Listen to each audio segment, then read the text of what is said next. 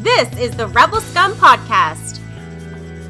Available in video on YouTube and audio wherever you listen to your podcasts.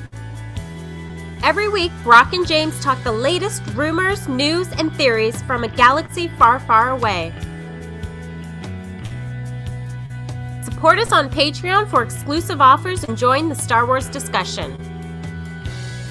Patreon.com/RebelScumPodcast. Here are your hosts, Brock and James.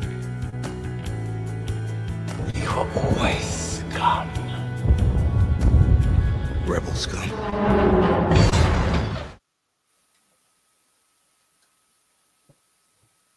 It'll never get old. This is the Rebel Scum Podcast. Hey, Brock. Rebel Scum Podcast. Ooh, big Boom. time Rebel Scum. I gotta let you know, Brock, that Star Wars is dead. Star Wars and Saturday Night Live are both dead. Okay. I have a question. What time did you watch The Mandalorian Chapter 3 today? Like 6:30 this morning because I was watching it while I went for my run. So I had to work at 8. So On the treads. You watched it on the treadmill. yeah, I don't like watching stuff while I'm running. So you didn't watch it like outside with the phone in your hand, like, tripping over logs and sidewalks. It's winter. It's cold. It's freaking freezing. All right, today was a nice day compared to the last two. I'll take it. We switched sides, Heidi. Kicking air. Thanks for bringing that up. We did. I was gonna bring it up, but I was like, someone's gonna say something. So They always. It's so weird. Like people. That just shows you how everyone kind of there's a rhythm and routine, and people. That's what people like, and they are. And you know that's what you come accustomed to, and you don't like change. People don't like change. Heidi does not like change. She said that many times. She's still upset that they've changed the course of Star Wars since the holiday special aired in 19. She saw it on TV for the first time. Brock, how you doing? what? How you doing? I'm okay. You just broke up there, so I have no idea what you just said. I am good. I had episode 3 of The Mandalorian this morning. Book of Boba Fett this morning. Fantastic. I didn't take notes. I should have taken notes, but I did my usual, like, watch it, and then, especially with running, it's like, okay, I gotta watch the scene again. Because I can't get all the details. I loved it. Did you like it? Did you watch it? I also watched it on the treadmill because that's how we do things here. Where you can, what I like is we do a show about it the day of, but we both watch it on the treadmill where you can't really pay 100% attention to it. So, you know, I also did not take notes. I've only had a chance to watch it once. I absolutely loved this episode. Yeah. Before I saw it, Kicking Air, who's in the chat right now, sent me a text this morning. Spoiler alert, I know him off screen. And he said it was the best and worst episode all at the same time. That is what I woke up to, was that text. Well, he could explain in the chat. I can't really put words in his mouth. He just texted me saying you switched your sides. So thanks for that.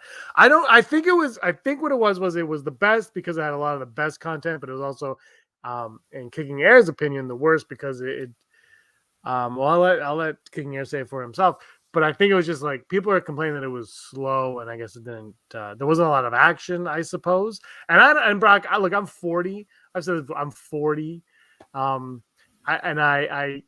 My least favorite parts of like the Marvel movies are the endings now, and I'm just saying Marvel in general. Like if action movies now is the ending when they try to go over the top, right? And they try to like blow your mind away. Those are my least favorite parts. My favorite part is like, you know, Tony Stark having a conversation with his daughter. That's the stuff that I'm more interested in. Mm-hmm. I'm like, with all due respect to the animators, just watching a bunch of like blobs fight each other for 20 minutes, it's just not exciting to me anymore. So for me, my favorite stuff is like when they're talking and like the Hutts show up, like, oh, they're animated, but they're having a conversation. There's something going on there. So that's mine. So this is Kicking Air said best storytelling, not a lot of action this episode, which there wasn't. And look, my least favorite episode of Hawkeye was the third episode, I believe it was, when it was just bumper to bumper action, and I just was like, yeah.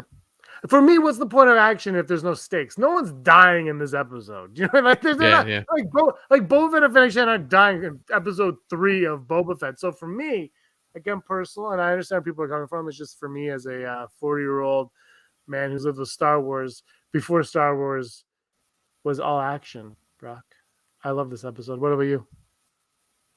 I thought it was good.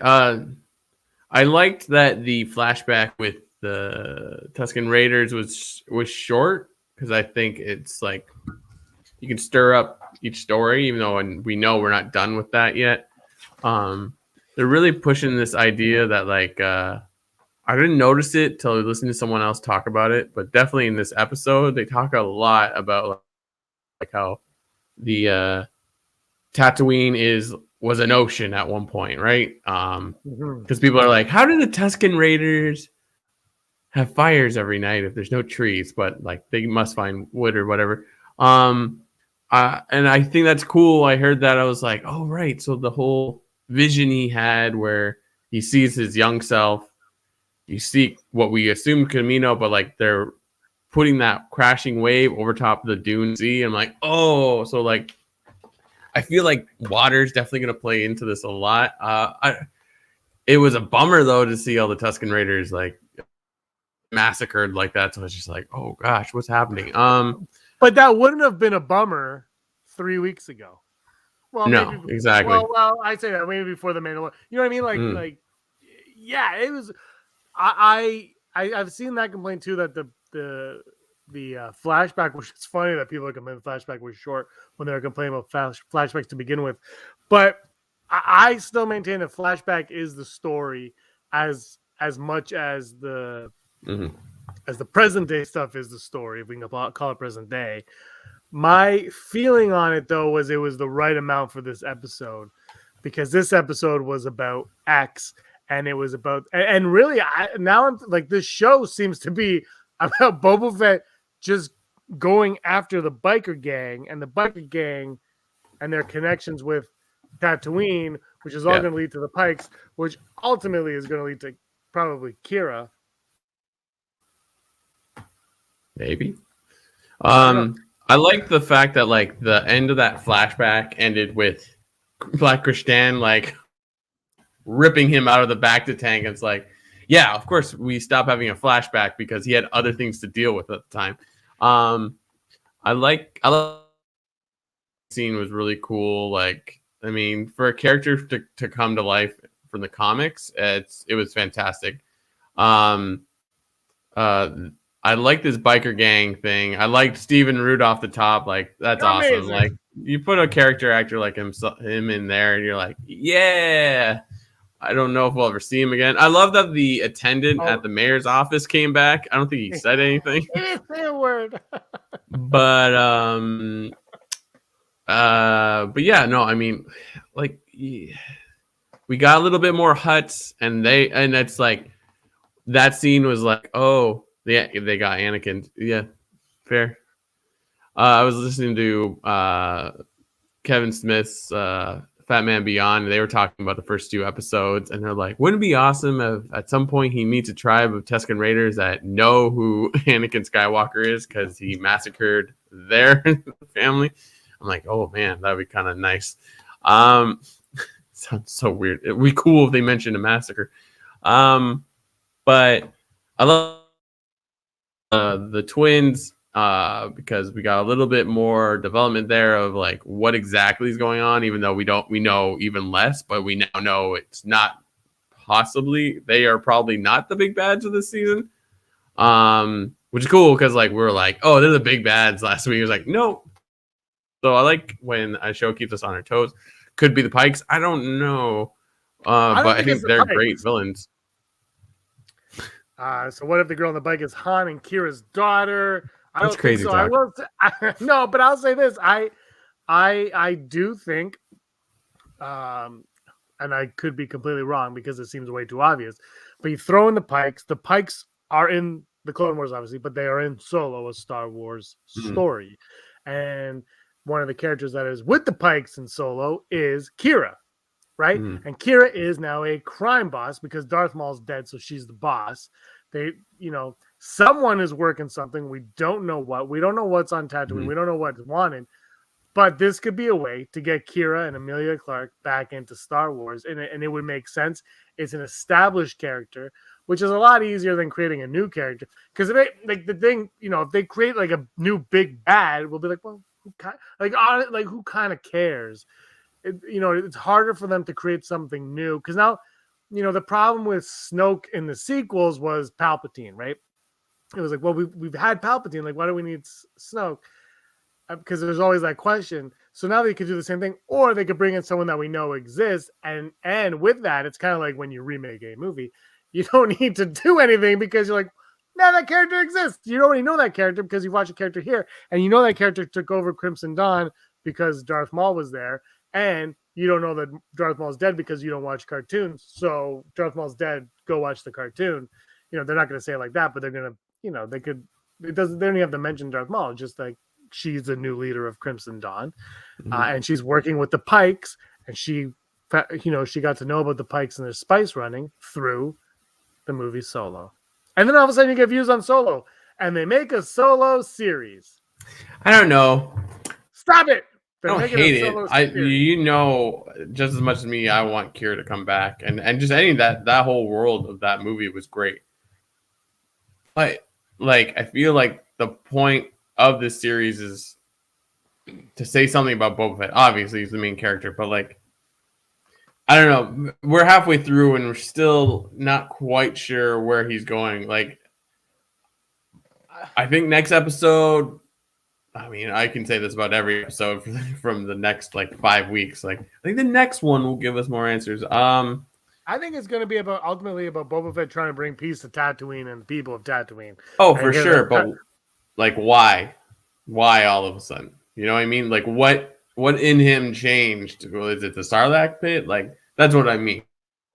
Yeah, he's definitely looking to bring a normal.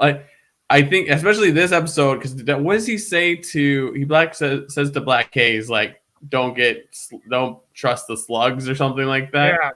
Yeah. So he's definitely he's blaming Jabba for ending up in the Sarlacc pit and not being saved. Can you blame Jabba if he blew up? I think it's very easily he's just well, if I fell to the Hutts, I wouldn't have whatever.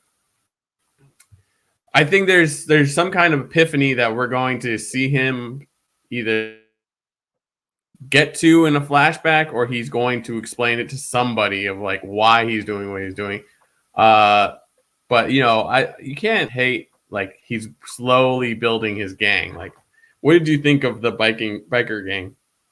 I love the biker gang. I saw.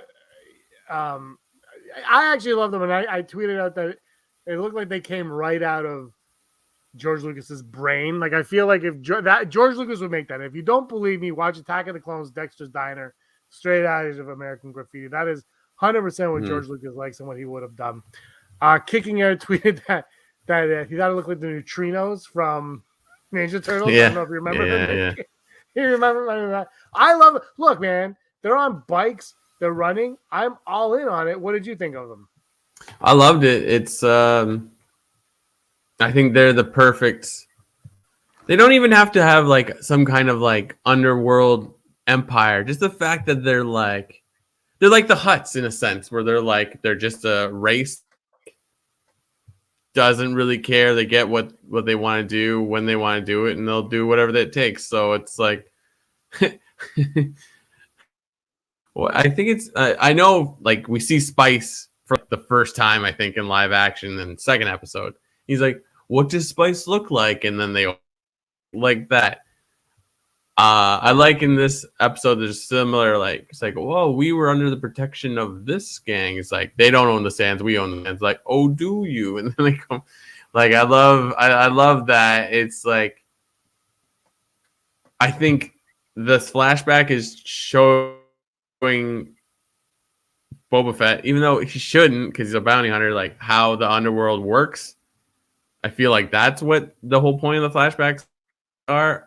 So that like, even though he looks like he's flailing in the current storyline, it's like, no, this is all my plan. Like I think we all can agree, like episode 7 or 8, where he's going to be like, this was all my plan. Okay, we got to adjust. The Real Red 5 is saying good episode except for the Spy Kids speeder bikes, which you and I both just said that we really liked. I want you, Real Red 5, to just write down why you didn't like them. Because I thought they were fun. Like, they were in it for a chase scene. It was fun. I liked the way they looked. I was into the design of them. I have to confess that I love cyborgs. My favorite Superman is Cyborg Superman. Which is the stupidest thing I think I've ever said on this show, and I've said a lot of stupid things. But when Superman died, I've said this. I used to go to the comic shop every time they released Funeral for, and the Cyborg Superman was I wanted to be Cyborg Superman for Halloween that year, but I couldn't. I'm not a cosplayer, and I wasn't when I was like 10 or 11, so I couldn't figure out how to make myself look like Cyborg Superman. But I love cyborgs, so when they said these are all cyborgs, I was like, ooh, I'm all in. Mm-hmm. Yeah, like that's interesting. I hope they delve into that. The bike design, I'm like, yeah, why not? If you're gonna redesign yourself, why not redesign speeder bikes? Though I will say this, it was a good chase, but by the end, it didn't feel like they were going fast enough. Does that make sense? Like when she does that jump, it just like, but I don't know. I still like it. Well, I mean, how fast can those cars go? And the chase, yeah, I was fine with the chase, but it was definitely slow. So Real Red 5 says it's too clean and shiny on a sand planet. Well, they might have just okay, fair. Especially since like they had to steal water. Ooh, good point. You know what, Real Red 5? I'm banning you from the channel. Oh wow. Like we can afford to ban anyone. I gotta pay bots in China to watch us. That's how we're doing. No, good point. Good point. But again, I think I honestly think George Lucas would have been right out of George Lucas's playbook. No, we get any those characters' names though? I don't think so. And we'll get a book. Yeah, that's true. Because they're not in the credits. The names are in the actual credits of the end, but it doesn't not in the later credits that I always check out. Yeah, no, I loved it. But it's not above like, oh, well, if that's the case, then why don't you work for me? And then they see they respect that like at the second that he's getting attacked, they jump in immediately, even though they're like, it is interesting. Their costumes are interesting, like especially the one guy almost is wearing like a full suit, and then the one dude with the like really big cyborg eye, it looks like Deadshot.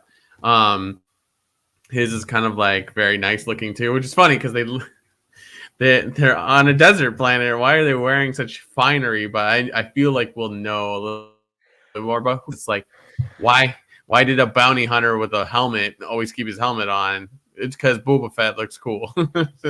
Yeah, and I think these kids look like they were from like an 80s Beyond Thunderdome type movie, right? Like yeah. I was fine with that. It gives that aesthetic of Star Wars that lived in feel aside from the clean bikes. They're dressed like the fancy kids in Hook and the Lost Boys.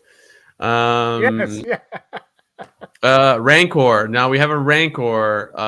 That's kind of cool. I was sort of like, do we need after all the constant mention of a Rancor, does it have to be in the third one? And of course it's like, I want to ride it. And I'm like, oh, that was one of the things I was gonna say. That's why I made a mental note. I was like, I rode things size. I'm like in your first appearance in the holiday special, that weird dinosaur thing. Heidi lost her mind on that reference. Yeah. So I'm like, yeah, that'll be sweet. If he does, well, we assume he's gonna ride that.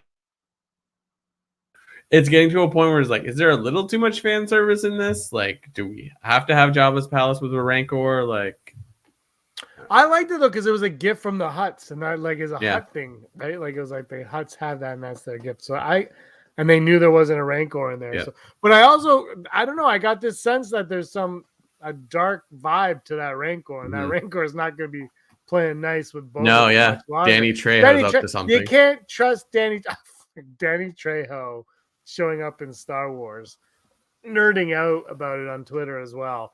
That was awesome to see. He's perfectly cast for a Rancor owner too. Like I'm like, yeah, no, Danny Trejo makes complete sense. Absolutely, let's do it. No, see, so that's where I don't know. I don't know. I just when I get the fan service in it, I'm into. Like I'm buying it. It reminds me more of like Rebels fan service, where they would like remember that. And actually, we got a Rebels reference with that fruit, right? The nipple fruit was in this. That's in Rebels as well. Oh yeah, Mulita. Yeah, I've been waiting for there was the first 2 episodes. I'm like, is that like in Rebels? Oh god, it's Maleo. I'll figure it out. Anyways, but yeah. Oh, and here's the thing we haven't talked about once. Like, I don't think I know for a fact because I talked to the DOP on Batman Beyond. They shot a lot of stuff outside. Obviously, like any of the day shots of them in the desert was live, but we haven't talked about the volume at any point in the last three episodes. It's like, oh yeah, some of this is not real. Like that still blows my mind that like they shoot this stuff in an LED studio and it looks real. I'm like, yeah, no, they're in Tunisia right now. Like, no, why would they be in Tunisia? What did he just check? Similar though. The mayor's. Sorry, Brock, my internet pooped out. So you were talking. I did that before I even know you were talking, and it just my internet's not doing very well today. I'm apologizing for that. Look, the volume. Every time I see a shot, I just assume it's fake. Everything. I'm like, that's not even an actor. That's just in the volume. That's how I am now. I just assume everything is fake. Anyway, that's just how I am. I will say this though. This episode was directed by Robert Rodriguez, who directed episode 1 and an episode of Mandalorian season 2, and of course did the Spy Kids movie, which the Real Red 5 alluded to with the speaker, which made a lot of sense. I thought of the 3 episodes Rodriguez has done for Star Wars, this was his strongest. I actually do believe it because when I was watching, I was like, "This is right." Like when Danny Trejo showed up, I'm like, "Oh, I guess this is Rodriguez." But the first episode and the one that he did, you could kind of tell there were some things in there that I wasn't too crazy about that he did.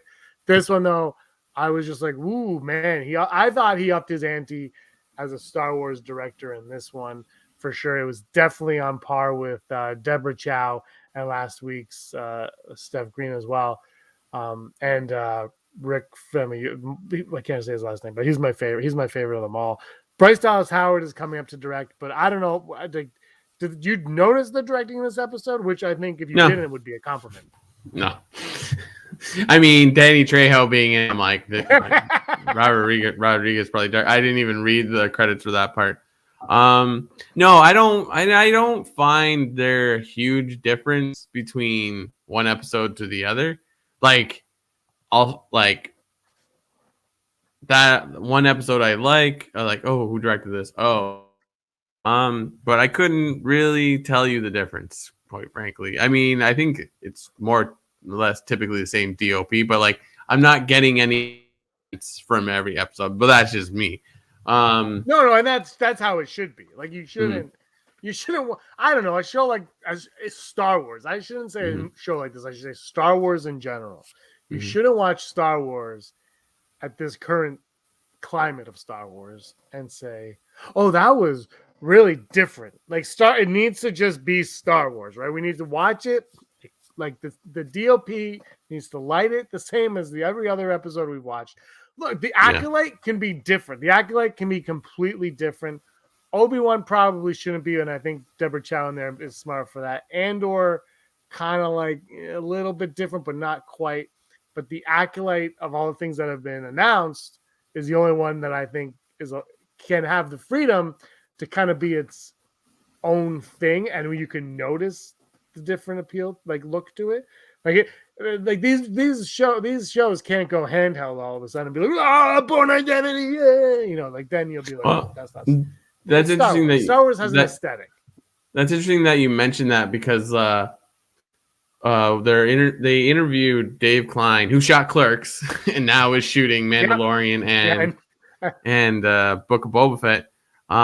He said they do a lot of previs, like this is what my idea is or whatever, but like the first question they always ask is shoot this, and he relayed that to the point, like I think usually if there's a group of banthas, at least one of them is an actual like puppeteered bantha, and then the rest are like CG.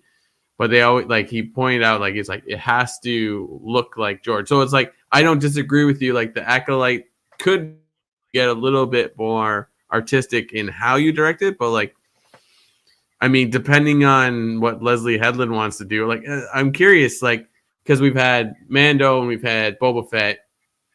We haven't really had anything that came out, to my knowledge, live action on Disney Plus that hasn't been helmed by Favreau. So, like, I guess Obi-Wan will be the first one, or depending on if it's Andor or Obi-Wan first. Yeah. So that's the thing that like Andor won't be, but and Obi-Wan won't be either. However, the Deborah Chow connection, I think, is just too strong. Like, I think, good point. You know, because whenever you see John Favreau's always like, oh, I learned from Feige, right? And Chow's gonna be like, I learned from Favreau, like not as, you know, like she's whatever, but you know what I mean? Like it's gonna be like, I learned this from that, and I think he takes. So I think even though he won't be connected to it, he kind of Force Ghost will be in a lot of ways. Whereas Andor, who knows? But Andor has to look like Rogue One, which Mandalorian and Boba Fett, I would argue, do kind of look like Rogue One anyway. So I think you got to kind of live in that world there. I think. But what do I know? Yeah. I don't know. It's a good question. I'm excited to find out because it's like I was looking at something and it was like I just get Google alerts news on the random things I search. So I get a lot of like video games and Star Wars and movies. There was an article about what was it about? I've totally lost my train of thought. Oh, it was like what we know about Obi stuff, and no, it was just another clickbait where it's like it's gonna come out sometime in 2022. And like, great, this is all things I could Google and not even read an article. Google would just give me the snippet I need to read. But yeah, like I'm psyched for Obi-Wan. Absolutely. I think they're gonna play it like they did with Book of Boba Fett, and when Boba Fett ends, we'll get a teaser for Obi-Wan of some sort at the end of Book of Boba Fett, that episode. And I think Andor is after Obi-Wan. I could be wrong. I have no idea. I just think that Boba Fett announcement at the end of Mandalorian, you couldn't. That was just the best thing they could have done. Like it was great. It worked in every aspect. So yeah, I would. You know, it's kind of like when Star Wars stole the Marvel thing of announcing the Endgame title in the trailer, and they announced the Rise of Skywalker. Do it again, man. If it works, do it. Yeah. So and look, they have us. We're good. We're already going to watch Obi-Wan. They don't need to sell you and I Obi-Wan Kenobi. So that trailer doesn't matter when it drops, right? So I think that's when we're going to get it, though, is at the end of the season. And then I think it's going to start sometime in early spring, and it'll end. And then a few weeks later or right after, we'll get Cassian Andor. Yeah, I believe so, because they're still shooting Mandalorian, I believe. There's rumors that it's been halted for COVID, but apparently that is all false. They are still going strong. New rumor dropped today, though, Brock. New rumor dropped. Don't know if you heard this rumor. Did you hear this rumor? Bo-Katan spin-off show coming. The hashtag show and has kind of revealed that is a rumor right now, but apparently, and this kind of made me believe it a little bit. Actually, the hashtag show is pretty good. They've been pretty accurate with stuff. But apparently Bo-Katan was going to be a huge player in the Rangers of the New Republic show. Mm. That's what they said. So maybe the Bo-Katan show has been, or the Rangers of the New Republic show has been reconfigured to be like a Bo-Katan heavy show instead. I don't know. Again, though, I'm all for it because that has the makings of Favreau and Filoni. And right now, if Favreau and Filoni are connected to Star Wars, this is why I get excited, Brock. Not because I think it's going to be good, not because I've liked what we've seen from them already, but because we have seen stuff from them before. Like, it's almost like if they announce it, if they're attached to it, we're guaranteed getting it. Everything else I can't trust right now. But if you tell me Jon Favreau is the guy doing this, I'm like, okay, this I can get excited for because I know he will see it through. Yeah. I don't hate a Bo-Katan led project, but it's just like, how many more things are we gonna do where the lead character has a Mandalorian helmet or is Mandalorian? All like, of them. It's sort of like, how many times can you, like, I'm all for like many projects and then a Mandalorian or the Mandalorian or Boba Fett or whatever show up. But like, I think it's like the Mandalorian has to define if like the Mandalorian people an effective group again. Not that they weren't, but you know what I mean? Like, it's just like, that's always been the running story of like, oh, they used to be a huge society and slowly they got diminished. So it's like, if a Mandalorian finishes or sets up that like now the Mandalorian people have their own planet again, I'm like, okay. But if it's still a search to make these people into something, I'm like, I don't know. Katie Sackoff, excellent actress, however you want to say it. So that's where I'm like, yeah, give her a show. She's awesome. Like, she's been there since Clone Wars. Yeah, since Clone Wars. So it's like, she's a company woman. She's in it for the long run. So give her time. How many times are there going to be Jedi? What does that mean? I think that's Heidi's counter to your how many times we're going to get Mandalorian masks. I think the Mandalorian is now just that's just an aesthetic, a look of Star Wars now. I don't even think it means Mandalorian anymore. I think it's just like, this is what Star Wars looks like now. And that's I mean, 3 episodes and no lightsabers. Or yeah, but season 1 of Mandalorian, we didn't get a lightsaber until the very, very, very last second. Yeah. So, but we got Hutts. But no talk of the Force, right? No, not once, which is so I don't know. Not that makes a huge difference, but yeah, you're right. Like well, I mean, we've had this talk. We used to have this talk years ago where we said, what makes Star Wars Star? What I used to always say to you, because you're a huge fan of Valerian, which I still haven't seen, but I used to say, what separates Valerian from Star Wars? And I think these shows are kind of showing us what it is. And I don't know what it is because I haven't seen Valerian, but there's definitely something. There's something about Star Wars that makes it Star Wars, and something about that makes it that. And I don't know, you've seen it, so you could probably think about it over the next week or so. Figure it out. We do. You know what the difference between the Valerian and Star Wars is? One is good, one is Valerian. But you like Valerian. I was like, yeah, this looks good. The story is like, okay. Okay. So can anybody, this is from Real Red 5, who still hates the speeder bikes that I just pre-ordered a black seat. I'm just joking. Real Red 5 has now made me question my like of the speeder bike. Can anybody ever fathom that Johnny Favs and Filoni changed the mythology of the Sand People the way they are? And I think that is, they did it well. They did it well though.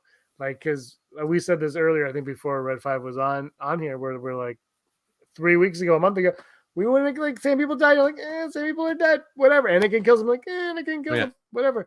Now it's like, there were personalities, right? There were people. They humanized the Sand People in a great way. And I thought it was, I didn't think we were getting that at all, especially not in a Boba Fett show. But here we are. We got it. And I got to tell you, Brock, I have those 3 Elite Series Boba Fett's, the one without the cape, the one with the cape, and the white one, and his Slave 1, which won't be called that for much longer, I don't think. All those diecasts right there looking at me, and I'm like, damn, I'm really happy I got those now, because at the time I was like, yeah, it's Boba Fett, don't really like him. Now Boba Fett might be one of my favorite Star Wars characters. I think like Book of Boba Fett really points out like what Favreau likes. 100%. It's sort of like, I think a lot of people are going to talk about this show as like, oh, this is everything that you thought of when you were a kid, and like, and it depends on how close they get to what your thoughts are. Like, it's like, I like the Sarlacc pit, but I've heard people saying the Sarlacc pit, like how he gets out, the explanation. I'm like, yeah, that's perfect. I was like, perfect. We don't need to know more. It's a monster that digests you over 1,000 years. That's all we need to know. Like, the only thing I want to know is, like, did he lose his hair prior to the Sarlacc pit, or is that because of the Sarlacc pit? Like, that's all I know, because I think that's a really interesting detail. It doesn't change anything for me, but yeah.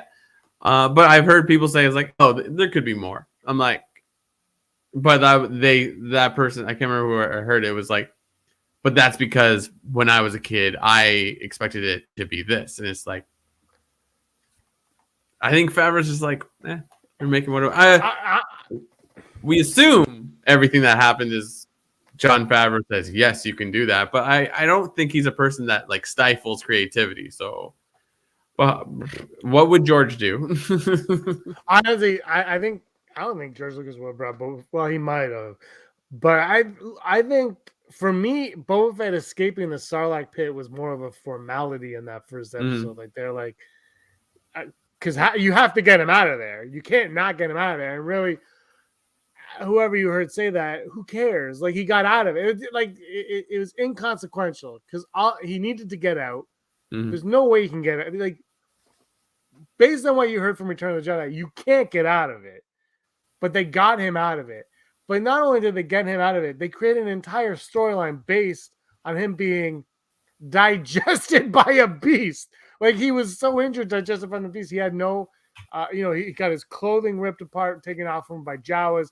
He got taken in by some people as a prisoner.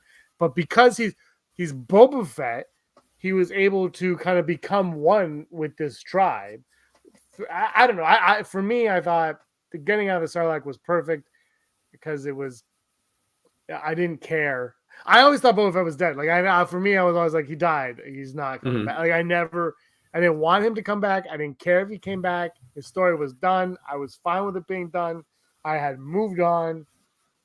I used his gun in Battlefront because I did enjoy his gun. But I didn't really care. Like, Boba Fett wasn't my guy. And then they do the show, and what you're saying about Jon Favreau doing what he wants, it really reminds me, it's freaking George Lucas. George Lucas is like, Jango Fett. Yeah, Jango Fett. Like, he's just like, he's gonna. Dexter has a diner that reminds me of when I made American Graffiti, because that's what they want to do, and that's what creators do. And I don't think you can argue the love and respect that Jon Favreau has for this franchise, and the way he's treating it. And Heidi mentioned earlier that card chase scene, as slow as it might have been, all the little Easter eggs that were in there, it was just little things that made you say, oh yeah, they were in that Star Wars world. Awesome. I'm happy to be here. Goodbye.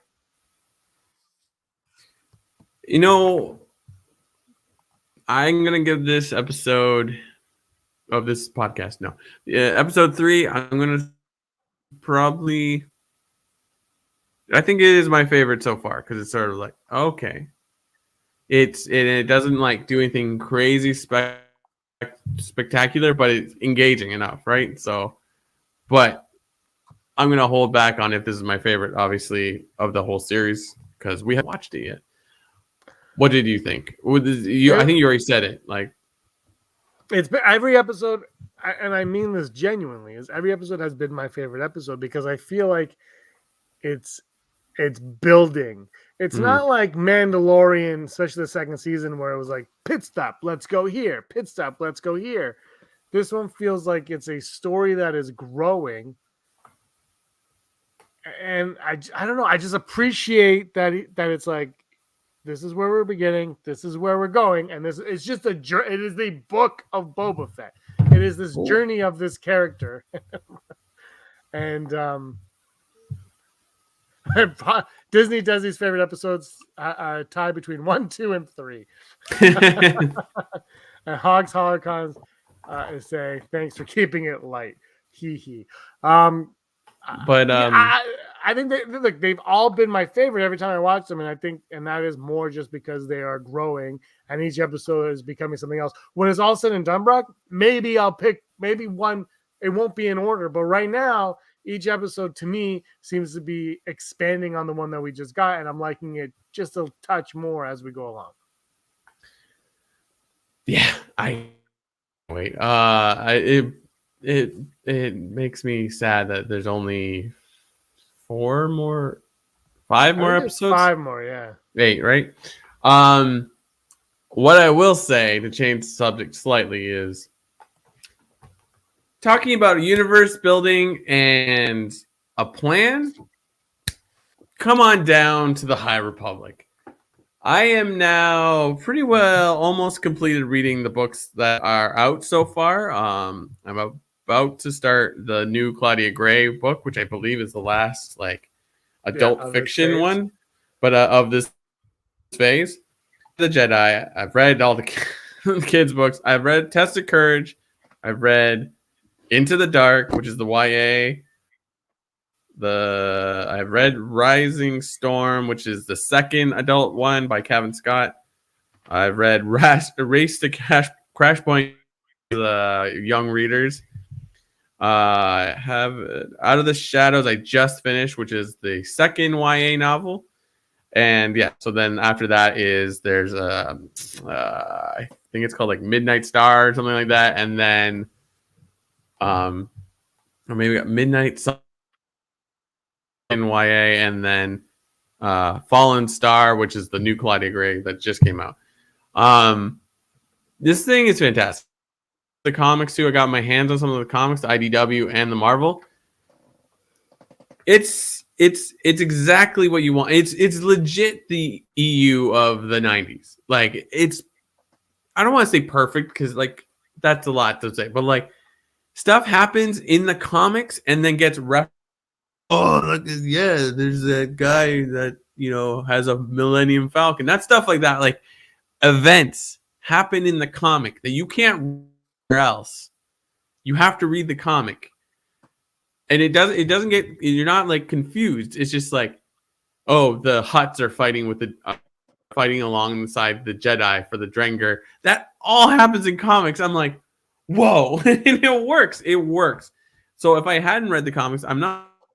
No, and it's crazy. Avar Kriss, who is the female Jedi you see on the cover of Light of the Jedi, is pretty prominent in the first book.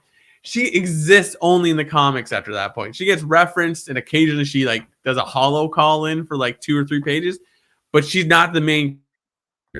They've woven a tapestry of interesting characters that maybe get seen in the first one and then slowly come up or get introduced later on. And it just works so well. And characters that are in the young readers and then YA and then adult, and they together, but are different in the sake of how you write, how you would write the adult novel or the regular fiction. Let's just call it that. In comparison to YA it's the same character, but written so that the reader, if they are age appropriate or whatever, sounds ridiculous, but you know what I mean? It's Bobby the Jedi talks a certain way in young readers than he does in the regular fiction, but the character is still the same. Fantastic stuff. I'm not going to tell anyone to be go read everything. You could just read the regular fiction and just be fine. The Nihil are a perfect villain. The Jedi are very, very interesting and deserve some kind of cartoon, some kind of live action, which the Acolytes we're getting, but we do know it's further in the future, and possibly this second phase might jump 50 years, which could make a little bit more sense with how the Acolyte's going to work. But yeah, I can't yeah.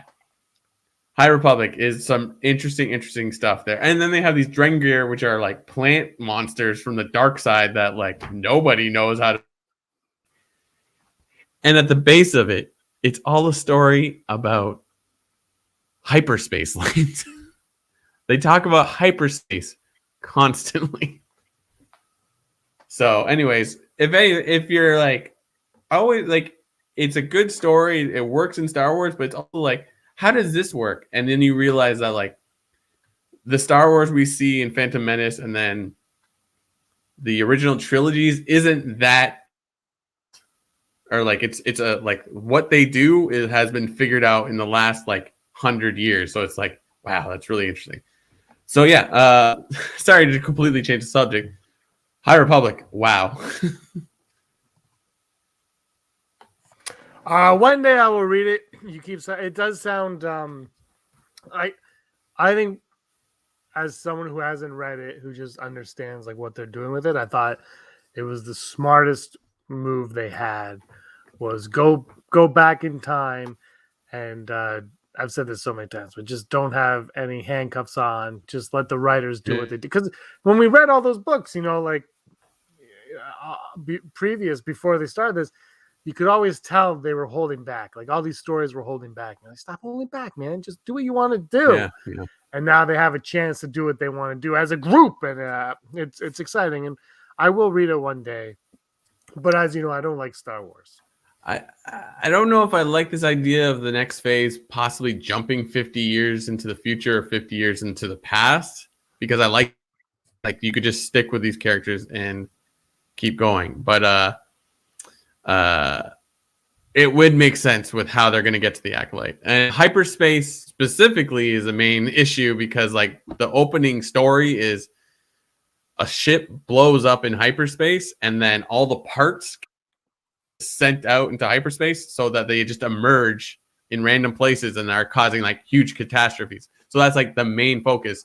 But as you continue through the stories that they have so far, there's a lot of talk of how they're going to control hyperspace. And like, I don't like the Santeca clan. That's not really a secret. That was announced pretty quickly. Are like a prominent like hyperspace. Like their family started as the people that would plot all the hyperspace lanes, and now they're like industrialists. They own, like, it's, there's so much mention of it. You're like, wow. It's sort of like, you know, Dune is a great movie where it's like, it's about like the chosen one and, you know, saving the people. Trade. So yeah, it's like that. Yeah. If they put anything on Disney Plus, hyperspace, High Republic wise, I can't more than enough. Like, you gotta watch it. It's cool. Do you think that would take away from the books? No. I think they actually have like a story group that is in such control of it. It's like, okay, this is what exists. Go work with it. But who knows? I don't know. I mean, they seem open to it. They're letting the Acolyte happen, we think. The question I don't understand is they figured this out with the books, and like I just said, I haven't read them, but I love the idea of it, the concept of what they're doing. Not the story well, I like whatever, but like the writers, and they're all like, they have that room and they all write something. Why aren't they doing that with the movies? Sorry, ask that question again. Why aren't they doing this with the movies? Why don't they have like a group of writers and directors in a room being like, we're going to do 6 whatever Star Wars movies. Go in your room, put it together, and that's what it should be, really. But for some reason, they're afraid to do that. Instead, they're going to be like, Patty Jenkins. They're just like picking names out of it. They're like, who had a hit movie last week? Godzilla did well. Gareth Edwards, come on. Patty Jenkins, you're in. Taika Waititi, you voiced the robot. You're in. Let's do it. Like, it's just like, but Rogue Squadron, I if I ever get to see it, that's great. But at the same time, what makes me more excited about that than watching Book of Boba Fett or Mandalorian or Bo-Katan or Ahsoka or you know what I mean? Like it's just like I don't know, man. They have a good thing going, like you said. The stories apparently are good, just from what you're saying. It's a fun read on every level. So why wouldn't they just do that? But with movies and then even maybe Disney Plus, just do like a whole thing, right? Like, but anyway, do you want to move on to the odds while we're still let's do young? While we're still young, we'll go to the odds. Bam! Possibility of successfully navigating an asteroid field is approximately 3,720 to 1. Never tell me the odds. Ever. You never tell me the odds. If you tell me the odds, it's bad. Never Tell Me the Odds, brought to you and me by patreon.com/Rebel Scum Podcast. If you like what we do and you want to support us, go on down to Hamilton Co-Factory. /Rebel Scum Podcast and support us. That would be great. And that's why we always love our loyal patrons, and we always shout them out. Patreon. Where's the email? I'm not even on it, but I know where to start. Executive producer Heidi Feder, Barry Brophy, in the chat. Dennis Allen, Randy Kenobi, Mary Kristen Aton, Jeff Wilson, Phil Stanifor, Scott D, Josh Price, Matt W, Rez, Frank Perkins, Neil Lowry, D. Raven Spencer, Cosmic Girl 02, Gleek Play 1, Disney Desi. That's why they call CEO Bob Paycheck. That's what she just said in the chat as I'm saying her name. Charlotte, Kayla Davis, Girls Savers, and the Dananans. Also, if you love Disney theme parks, just talk to Disney Desi right now. She has all the inside scoops on where you can get the best Dole Whip. Dole Whip. Oh. Yeah, she posted a Dole Whip the other day, Brock, maybe a week ago. I don't know. Time means nothing to me anymore. And I said, I missed out. You recommended it like more than you just did the High Republic. Like you sold Dole Whip. But then I saw a Sleepy Hollow like coffee shop or something. So I had to get a churro ice cream sandwich from there. So I didn't do the Dole Whip. I did the churro sandwich. She said that was also a good choice. But she's a huge advocate of the Dole Whip as well. One day I'll try it if COVID ever stops. Thanks, Patreon.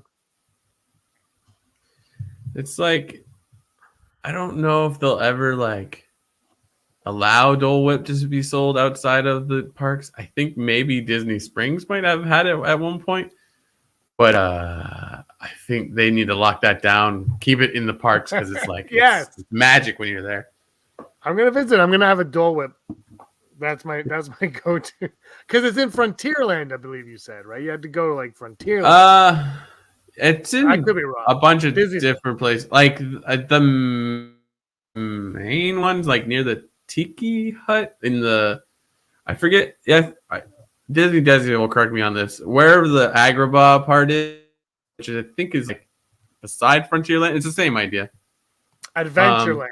Oh, Dole Whip at the Dole Plantation on Hawaii. Oh, that's cool.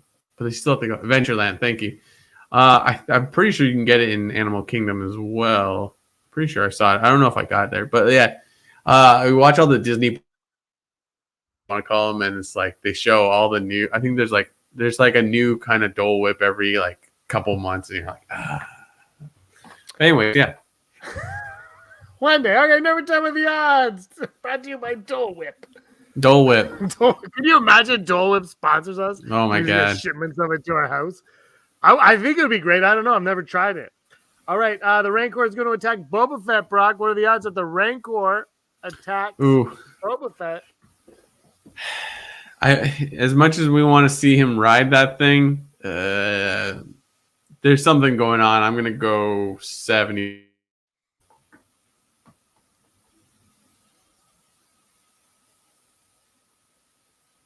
I'm going to go 70, 75. Yeah, no, you were talking. Your audio cut out when you said 70.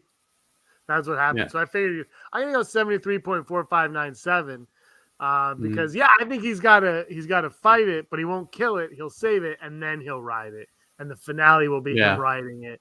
And that's how he's going to finally take out the mayor because the mayor is the big bad of this scene.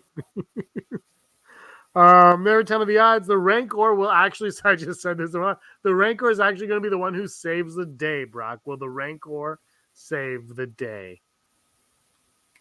Yes.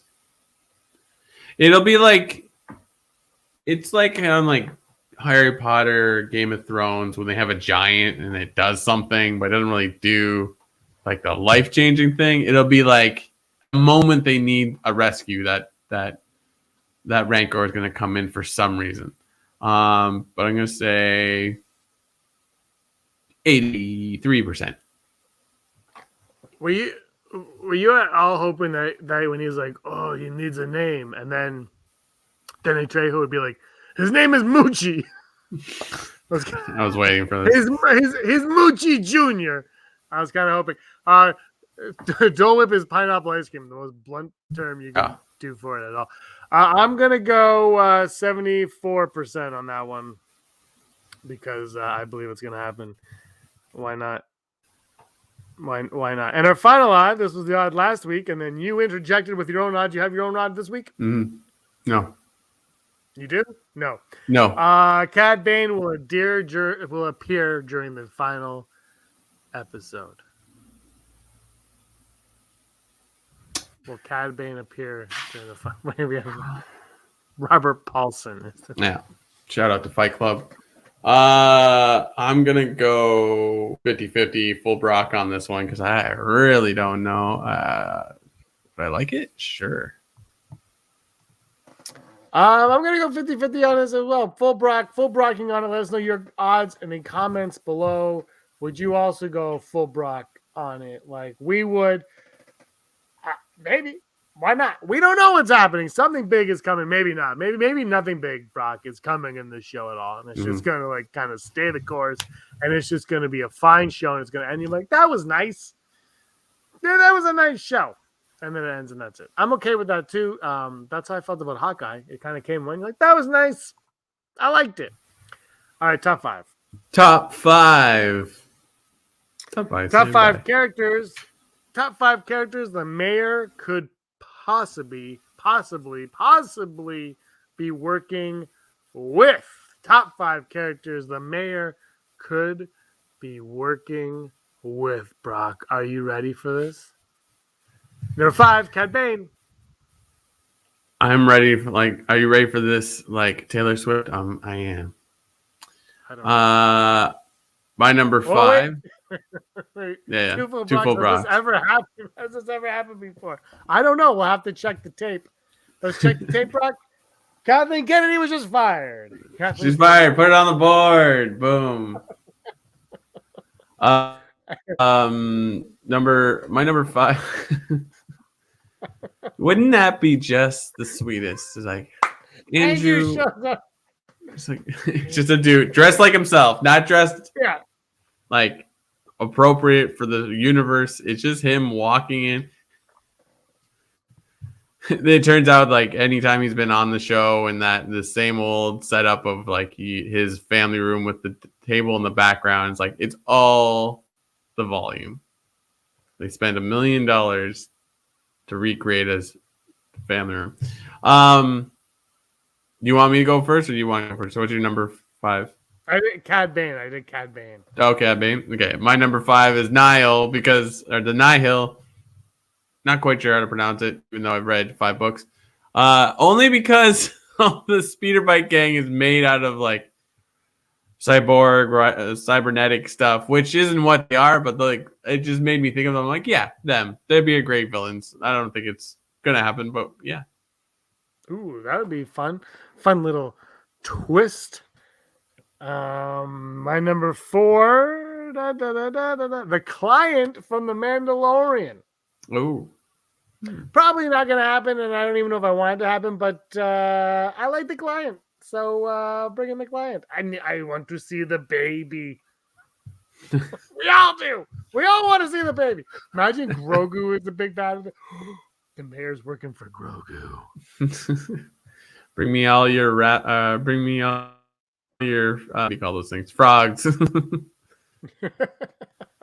My number 4 is going to be Prince Xizor and the Black Sun, because I'm like, who are the gangs in Star Wars? Yeah. Yeah, Shizor's not on my list, but I 100% want Shizor to be on it. But Shizor's not on my list because number 3, Brock, Hondo. Ooh. Makes Good no enough, good enough. sense, and it doesn't have to make sense. I just want Yeah. Hondo on the show. My number 3 is going to be the Huts. It's all a trap. It's the Huts the whole time. Yeah, I'm in. My number 2 is the Grand Admiral himself, Grand Admiral Thrawn, being the big bad, working with the mayor. Kind of makes sense. I mean, I don't know if it does, but if you're going to connect all these shows together, it kind of makes sense. Was that your number 2? Yep. Oh, Pauline. Okay. Hold on. Pauline's got one for you, Brock. Bosk. Yeah, I mean, they keep showing us Trandoshans. I'm like, just he doesn't have to be in the show. Just reference him. My number 2 is going to be the Pikes. I kind of like where they're going with it. I don't know if they're up to something. I think they're just using Tatooine to push spice, but yeah. Yeah, we know you've been on all the rides at Galaxy's Edge, Disney Desi. Relax. Check out our ranking Star Wars where she shows up and puts us all in our place. But also her ranking was completely wrong. She said earlier that she loved Solo, a Star Wars story, but she had that last on her list. So in fairness, she had 10 of the 11 live action films last on her list. My number 1, Brock, is Kira. Just bring on Kira. It's Crimson Dawn. Yep. Yeah, Crimson Dawn. That's who it's got to be. We got to do it.